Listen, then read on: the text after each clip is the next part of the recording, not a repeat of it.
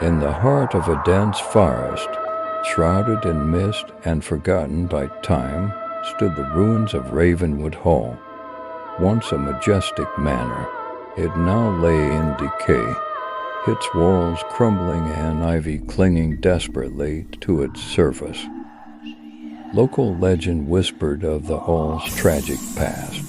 It was said that long ago, the Lord of Ravenwood, Sir Edmund, was driven mad by the untimely death of his beloved wife, Lady Alara.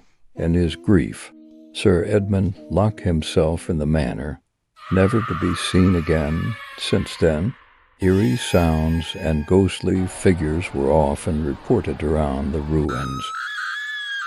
Enter Alice, a daring and curious young woman, fascinated by the supernatural. One foggy evening, driven by the thrill of adventure, Alice approached the ominous gates of Ravenwood Hall.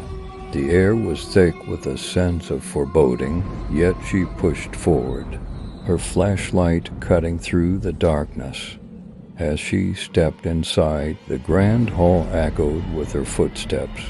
The once lavish interior was now a shadow of its former glory, covered in dust and draped in cobwebs. Alice felt a chill run down her spine as she wandered through the desolate rooms.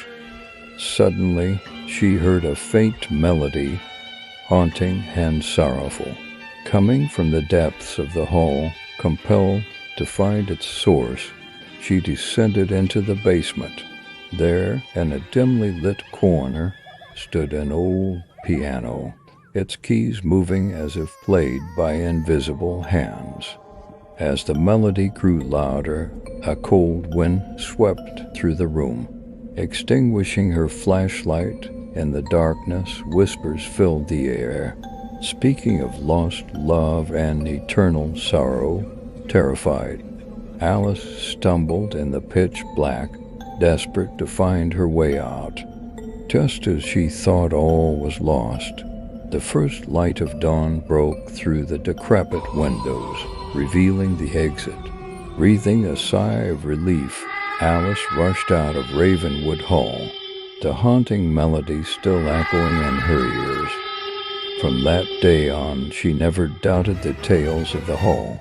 The sorrow of Sir Edmund and Lady Alara, trapped within those ancient walls, was all too real for her, and though she escaped with her life, the eerie echoes of Ravenwood Hall would haunt her dreams forever.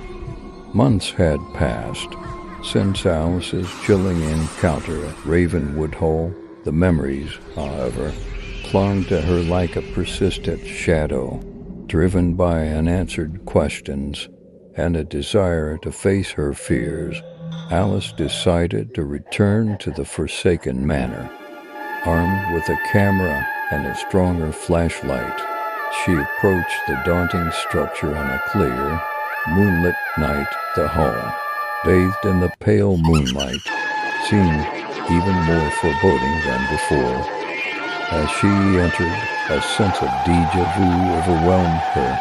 The silence of the hall was deafening, broken only by her cautious footsteps. Determined to uncover the truth, Alice began to document her exploration, hoping to capture proof of the supernatural. Venturing deeper into the manor, she found herself in Sir Edmund's study, a room she hadn't dared to enter before. The room was filled with old books, maps, and a large portrait of Lady Alara, her eyes seeming to follow Alice with a mournful gaze. Suddenly, the room grew cold, and the portrait began to change. Lady Alara's eyes became alive with sadness, and she whispered a plea. "Free us." The words, barely audible, sent chills down Alice's spine. Realizing the spirits of Sir Edmund and Lady Alara were trapped in the hall, Alice knew what she had to do. She searched the manor, and found an old locket containing a picture of the couple.